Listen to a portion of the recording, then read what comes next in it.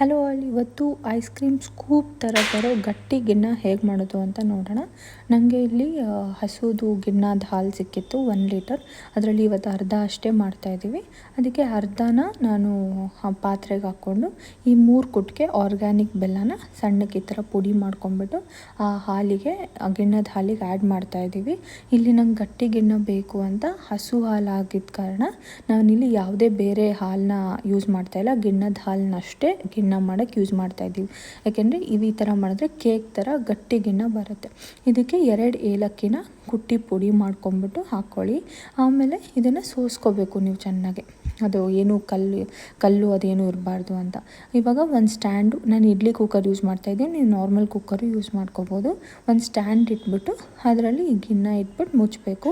ಒಂದು 8 to 10 minutes ಆದಮೇಲೆ ನೀವು ಇದನ್ನ ಓಪನ್ ಮಾಡಿ ನೋಡಿದ್ರೆ ಗಿಣ್ಣ ರೆಡಿ ಆಗಿರುತ್ತೆ. And it will be very nice.